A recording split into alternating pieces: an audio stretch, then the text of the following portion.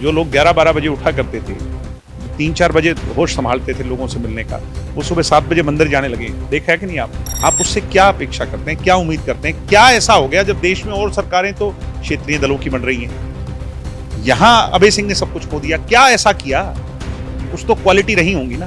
इसको क्या क्या कहते हैं, जबान का धनी तो तब माना जब वो अपनी बात पे टिके। वो तो 1 मिनट भी अपनी बात पे नहीं। तो लोग ठेकेदार बने बैठे थे उस हल्के में, अब उन सब का इलाज वोट के माध्यम से ताकत से करेगी, बोल के नहीं करेगी। है तो आप उसी परिवार से। मैंने ये कहा कि झंडा कोई और लगाएगी और नीचे नीचे वोट कहीं और डालेगी, ऐसा भी बहुत होगा। डराने धमकाने वाली बात राजनीति में अब नहीं चलेगी। वो एरा खत्म हो गया पॉलिटिक्स का। उनके जीतने से अगले 3 साल में विकास की उम्मीद नहीं की जा सकती। सरकार जो अपने काम करा रही है वो करवाएगी। वो कहते थे कि मैं तब तक विधानसभा में नहीं आऊंगा जब तक ये कानून रद्द नहीं होगा। मैं आपसे पूछता हूँ, क्या कानून रद्द हुए? लेकिन ये बातें तो आपके लिए भी कही जाती है ना कि वो कहने की हमने त्याग किया और त्याग के प्रतीक ये भी थे। त्याग किस बात का त्याग?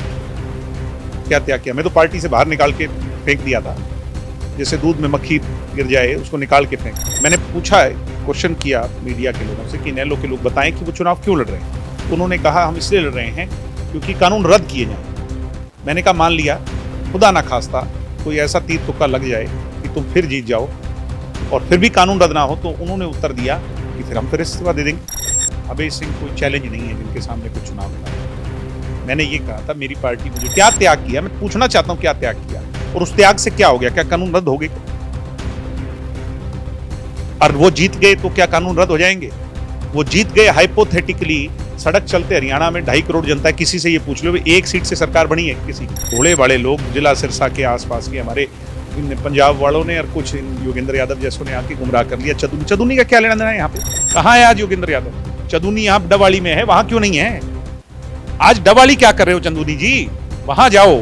खुले तौर पे पूछ रहा हूँ योगेंद्र यादव से, आप बिंदास हरियाणा का लेके वहां जाओ, योगेंद्र यादव से पूछो कल से तेरा नंबर ऑफ क्यों है, क्या दिक्कत है? मैं ये पूछना तो चाहता हूँ, मेरा कोई क्वेश्चन का आंसर दे ना। हम तो विरोध करेंगे, काले झंडे दिखाएंगे, कोई गुरुद्वारे में गया उसका हाथ पकड़ के बाहर निकालेंगे, गुंडागर्दी करेंगे, लठ मारेंगे, ये कोई बातें थोड़ी है। तब तो ये कह देते हैं तुम्हारे पल्ले क्या है, और जब हम ये कहते हैं भाई हम क्यों इस्तीफा दें, तब ये हमारा विरोध करते हैं। कैसे दो मुंह से सांप हैं ये? मैं इनको ऑफिशियल लेटर लिखूंगा, एसकेएम को, मैं दुष्यंत जी से बात करूंगा, पार्टी से बात करूंगा, इनको लेटर लिखेंगे और कहेंगे कि हम आपकी बातचीत करवाने को तैयार थे और आज भी। योगेंद्र यादव अगर मानेसर के अंदर जाकर विरोध करेगा तो मैं उसे नेता मान लूंगा और इस आंदोलन को सच्चा मान लूंगा। कोई विरोध नहीं हुआ, रैली हुई, बढ़िया रैली हुई अच्छी के साथ। नमस्कार, बिंदास हरियाणा के खास कार्यक्रम किसका होगा इलाहाबाद में आज हमारे साथ फायर ब्रांड नेता और जननायक जनता पार्टी के प्रधान महासचिव दिग्विजय सिंह चौटाला है। चौटाला साहब बहुत बहुत स्वागत है। जी धन्यवाद। चौटाला साहब, जैसा कि इलाहाबाद उपचुनाव है और अगर उम्मीदवार की बात करें तो पहले डबल इंजन वाली सरकार जो प्रदेश में चल रही है यानी कि बीजेपी जेजेपी गठबंधन, और एक बाहर से जो उम्मीदवार आया तीसरा हलोपा से यानी कि महागठबंधन, तो कैसी कुछ तैयारियां है महागठबंधन के चुनाव? 1 और 1 11, अब उसमें 1 और 1 और 1 मिला के तो 111। निश्चित तौर पर बहुत मजबूत उम्मीदवार है, सामाजिक उम्मीदवार है, जिन्होंने लंबे समय तक तारा बाबा कुटिया के माध्यम से लोगों की बहुत सेवा करी। मुझे उम्मीद है कि इन उम्मीदवार के बलबूते पर और तीनों पार्टियों की जो ताकत है उसके बलबूते पर ये चुनाव हम 20-25 हज़ार वोटों से जीतने जा रहे हैं, जितना मुझे लगता है। आप कह रहे हो कि हम 20-25 हज़ार से चुनाव जीतने जा रहे हैं और अपने उम्मीदवार को भी आप मजबूत बता रहे हो, हालांकि बताना भी चाहिए, लेकिन वही अगर हम सियासी गलियारों की चर्चा करें तो इस तरह की चर्चाएं हैं कि खुद बीजेपी के पास भी कुछ बड़े नेता थे जो चुनाव लड़ सकते थे और यानी कि जननायक जनता पार्टी के पास भी खुद के अपने नेता थे जो कि उम्मीदवार बनकर चुनाव मैदान में उतर सकते थे। यानी कि खुद आपने भी पहले जब कहा था कि मैं खुद भी अभय सिंह के सामने चुनाव लड़ सकता हूँ, लेकिन अपने जो है वो आपने कहीं ना कहीं खुद चुनाव लड़ के बाहर का उम्मीदवार सामने चुनाव लड़ने की बात नहीं है। अभय सिंह कोई चैलेंज नहीं है जिनके सामने कोई चुनाव लड़ा जाए। मैंने ये कहा था मेरी पार्टी मुझे टिकट देगी तो मैं चुनाव लड़ूंगा, गठबंधन मुझे टिकट देगा तो मैं चुनाव लड़ूंगा, बट उनका फैसला ये है कि उन्होंने गोविंद जी को टिकट दी। मर्यादा ये कहती है कि जिसको टिकट दी सब उसके लिए बड़ी मजबूती से लग करके चुनाव लड़ें, और आज प्रत्येक कार्यकर्ता इस बात को जो है ना सिर माथे लगा करके आगे बढ़ चुका है, चुनाव प्रचार शुरू कर चुका है। हम भी जाएंगे और 30 तारीख को जो वोट डल के 3 तारीख को रिजल्ट आएगा, आप ये देखेंगे कि ये तीनों पार्टियों का दमखम, एक अंडर करंट बहुत बड़ा है वोट ये जो है, क्योंकि यहाँ पे भय की, डर की, डराने धमकाने की राजनीति रही है इस क्षेत्र में, आपको पता है इन सारी बातों का। अब क्या है कि अंडर करंट है, जो गरीब जनता है, आम जनता है, उन चौधरियों का, जो बड़े बड़े जो लोग ठेकेदार बने बैठे थे उस हल्के में, अब उन सब का इलाज वोट के माध्यम से ताकत से करेगी, बोल के नहीं करेगी। है तो आप उसी परिवार से। मैंने ये कहा कि झंडा कोई और लगाएगी और नीचे नीचे वोट कहीं और डालेंगे, ऐसा भी बहुत होगा। मैं परिवार की बात नहीं कर रहा, मैं उन लोगों की बात कर रहा हूँ जो डराने धमकाने की बात किया। उम्मीदवार को किसी लेके भी परिवार के हो सकते हैं। डराने धमकाने वाली बात राजनीति में अब नहीं चलेगी, वो एरा खत्म हो गया पॉलिटिक्स का। एक जमाना था जब मल्टीमीडिया, फोन ये सब नहीं थे, तो किसी को कोई बात कह दिया करते थे, पता नहीं वो ट्रैवल ही नहीं करती थी। अब तो मिनट मिनट में सबको पता चल जाता है। जो लोग 11-12 बजे उठा करते थे, जो 3-4 बजे होश संभालते थे लोगों से मिलने का, वो सुबह 7 बजे मंदिर जाने लगे। देखा है कि नहीं आपने? बस पता चल गया आपको। अभी देखो 20 दिन में क्या क्या होता है। तो ये दिग्विजय जी सीधा सीधा अपने चाचा पर जो है वो निशाना साध रहे, और हमेशा ही दिग्विजय की खासियत भी कि खुलकर बोलते हैं। उम्मीदवार को लेके मेरा अंतिम सवाल, उसके बाद हम चुनाव की बातचीत करेंगे। ये भी बातचीत की जाए, जैसे कि हम हरियाणा सरकार की बात करें तो इसमें पहला चुनाव आया बड़ौदा का चुनाव, तो दूसरा चुनाव आया इलाहाबाद का। तो कहीं ना कहीं ये भी क्यास लगाया जा रहा था कि गठबंधन का द्रव निभाते हुए बीजेपी ने चुनाव लड़ा, तो यहाँ जेजेपी चुनाव लड़ेगी। ऐसा है, ये दोनों पार्टियों के शीर्ष नेतृत्व ने तय करना है कि पीछे क्या क्या रिजल्ट रहे। उस हिसाब से आज के दिन क्या स्थिति है, दोनों पार्टियों में कौन सी पार्टी का सिंबल हो, कौन कैंडिडेट हो, किस तरह से चुनाव लड़ा जाए, जीता कैसे जाए। हमारा मकसद ये नहीं है कौन लड़े, इस डबल इंजन की सरकार को और ताकत देना हमारा मकसद है, वो हम कर रहे हैं।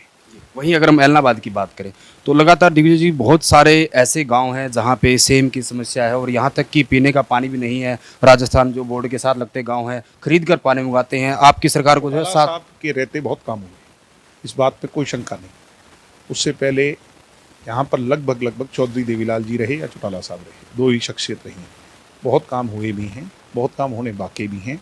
15 साल 17 सालों में क्योंकि विपक्ष में ये क्षेत्र रहा, एक व्यक्ति ने लगभग बाई इलेक्शन में अभय सिंह जीत के आए, उसके बाद दोबारा जीते और अब एक बार और जीते, चौथी बार के लिए फिर मैदान में हैं। उनके जीतने से अगले 3 साल में विकास की उम्मीद नहीं की जा सकती। सरकार जो अपने काम करा रही है वो करवाएगी, मगर अगर एमएलए मुख्यमंत्री उप मुख्यमंत्री की कुर्सी के साथ बैठे और वो वहाँ चंडीगढ़ में आपकी सारी बातें सामने रखे, तो फिर मेरे हिसाब से ज़्यादा फायदा होगा। इन 3 सालों में सरकार का हिस्सेदार और साझेदार बन करके काम करना पड़ेगा, ये मुझे लगता है वहाँ की जनता ने मन बना।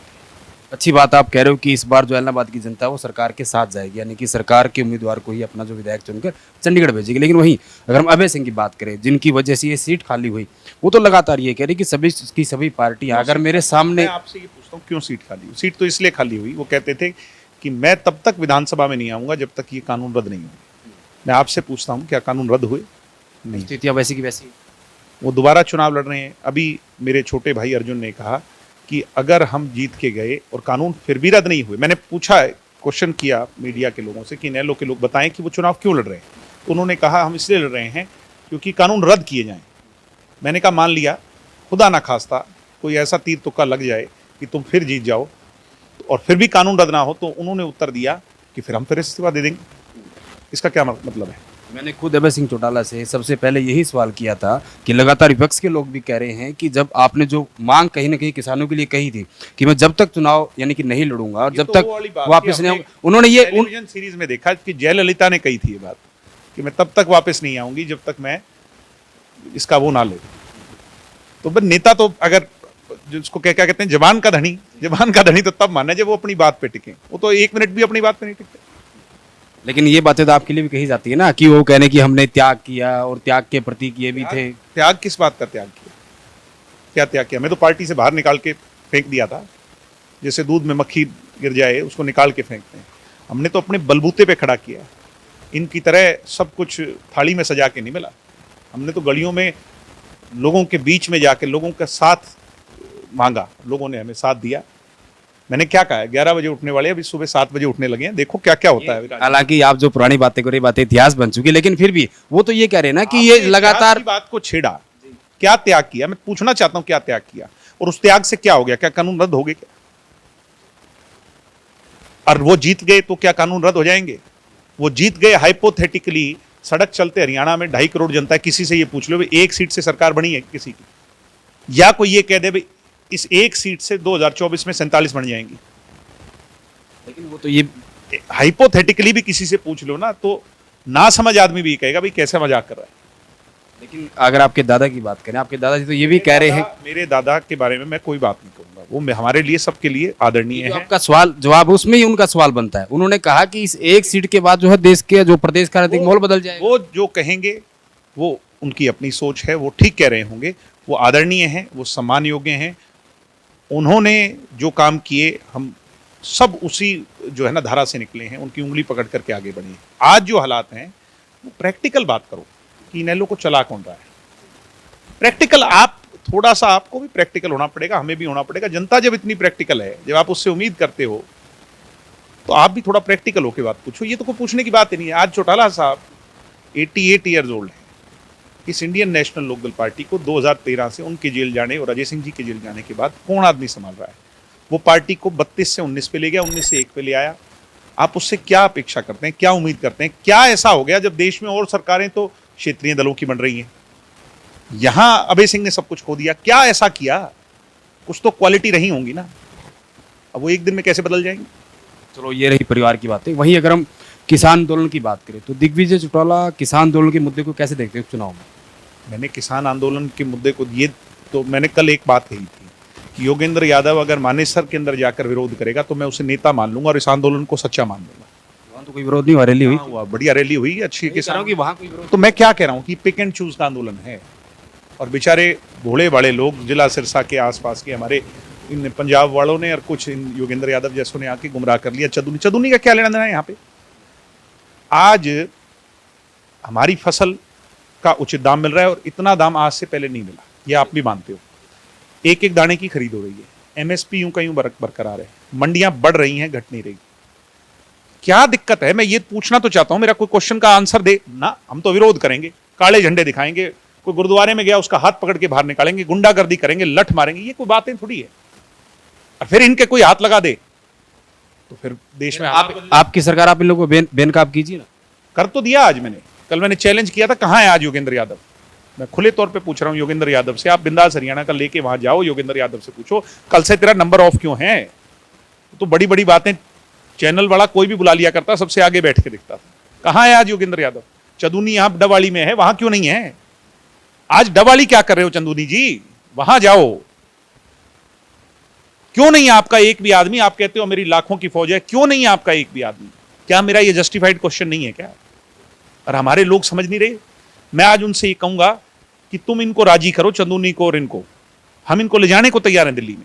मैं इनको ऑफिशियल लेटर लिखूंगा एसकेएम को, मैं दुष्यंत जी से बात करूंगा, पार्टी से बात करूंगा, इनको लेटर लिखेंगे और कहेंगे कि हम आपकी बातचीत करवाने को तैयार थे और आज भी हैं। ये पहल तो आप भी कर सकते हैं ना उन नेताओं से मिलके, जो 40 नेता ऐसे। हरियाणा के कैमरे पे इस बात की गारंटी दिलाओ कि कोई हालात खराब नहीं होंगे। मैं हर जगह आपके साथ चलने को तैयार हूं। मैं किसी भी नेता से मिलने को तैयार हूं, इस बात के लिए कन्विंस करने को तैयार हूं। भाई तू दिल्ली चलो, तब तो ये कहते हैं तुम्हारे पल्ले क्या है। किसान तो मेरी बात सुनो, तब तो ये कह देते हैं तुम्हारे पल्ले क्या है। और जब हम ये कहते हैं भाई हम क्यों इस्तीफा दें, तब ये हमारा विरोध करते हैं। कैसे दो मुंह से सांप हैं ये? वो कह रहे हैं कि आप मुझे इस बात का जवाब दो। वो ये कह रहे हैं कि हम बातचीत करने के लिए तैयार है, लेकिन सरकार शर्त के साथ बातचीत कर रही है। किसान नेताओं ने ये कहा कि दुष्यंत इस्तीफा दे, कहा कि नहीं कहा? हमने कहा इस्तीफा नहीं, हम तुम्हारी बात करा के इसका समाधान करते हैं। तो फिर ये कहते हैं तुम्हारे पल्ले क्या है, तुम बीच में मत पड़ना, ठेकेदार मत पड़ना। मुझे इस बात का जवाब दो, जनता इस बात का जवाब दे, ये किसान आंदोलन करने वाले लोग इस बात का जवाब दें। भाई ये कैसा व्यवहार हो रहा है, कैसा दोगलापन है? इस बात को समझे तो सही कोई। वही लखीमपुरी में जो घटना हुई उसको आप कैसे देखते? बिल्कुल गलत हुआ, उस पर कड़ी से कड़ी सजा। अगर वो मिश्रा जी इन्वॉल्व थे उनको होनी चाहिए, अगर उससे भी बड़ा लेवल का कोई आदमी था उसको होनी चाहिए। बिल्कुल न्याय हुआ। मैंने उनसे टेलीफोनिकली सबसे बातचीत करी, हमारी संवेदना, हमारे इमोशंस उनके साथ हैं। अंतिम में उपचुनाव को लेकर क्या कुछ मुद्दे रहेंगे गठबंधन के? गठबंधन के मुद्दे विकास के रहेंगे, डेवलपमेंट के रहेंगे। इस इलाके में जो सेम का, पानी का, जो भी मामले हैं, सड़कों का, वो सारी यहाँ पे डेवलपमेंट करना, जिला सिरसा के इस कोने वाले अंतिम क्षेत्र को अग्रणी लेके जाना, ये हमारा रहेगा। बिल्कुल। तो ये थे दिग्विजय सिंह चौटाला जी ने इलाहाबाद उपचुनाव की हम बात करें या फिर किसानों की बात करें, किसान आंदोलन पर जो है खुलकर बातचीत की। वहीं अगली बार किसी और शख्सियत से आपकी कराएंगे मुलाकात। तब तक के लिए नमस्कार।